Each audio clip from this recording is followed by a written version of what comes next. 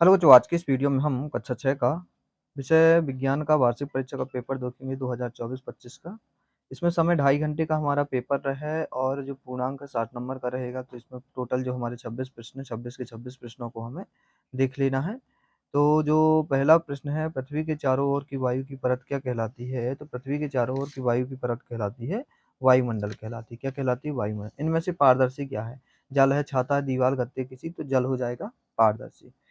5 kilometre में कितने metre होते हैं? तो 5 किलोमीटर में क्या होते हैं कि कितने मीटर? तो 5000 मीटर होते हैं। इनमें से सजीव क्या है?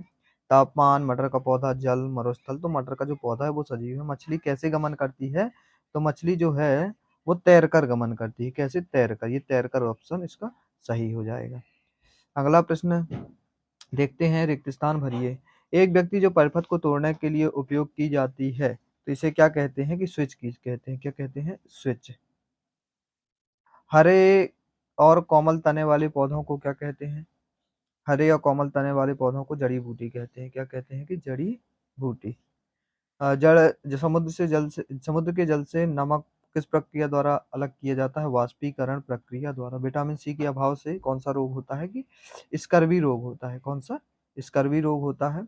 वे पदार्थ जो द्रव में नहीं घुलते हैं तो अविलेय पदार्थ कहलाते हैं। क्या कहलाते हैं? कि अविलेय पदार्थ कहलाते हैं।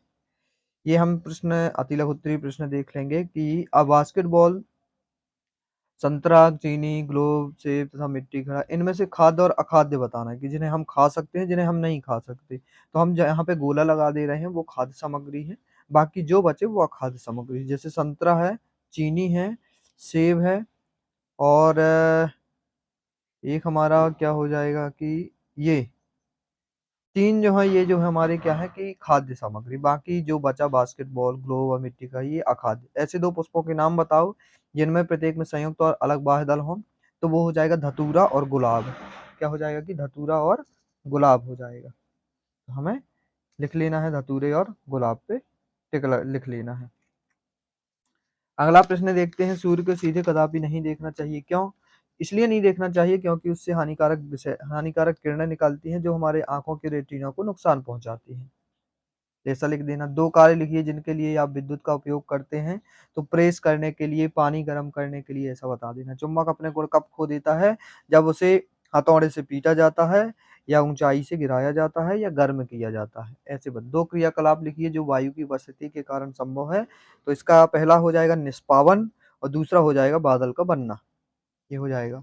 हमें अपने आहार में फल और सब्जियां, कच्ची सब्जियों को सम्मिलित करना चाहिए। क्यों? क्योंकि उनमें विटामिन, खनिज, प्रोटीन सब रहता है, इसीलिए। यदि हम जल की मात्रा निश्चित रखकर किसी पदार्थ की मात्रा निरंतर बढ़ाए जाएं तो क्या होगा? कुछ समय बाद वह विलयन जो बनेगा वो संतृप्त विलयन बन जाएगा। कंदिक खल्लिका संधि क्या है? तो यह एक गोलाकार संधि है। यह एक तरह का स्त्राव संधि है। इस संधि में एक अस्थि का गोल सिरा दूसरी अस्थि के कटोरे जैसे सिरे पे फिट हो जाता है। पग कदम का उपयोग लंबाई की मानक मात्रा के रूप में क्यों नहीं किया जाता है? क्योंकि पग और कदम एक समान नहीं रहते हैं लोगों के, इसलिए।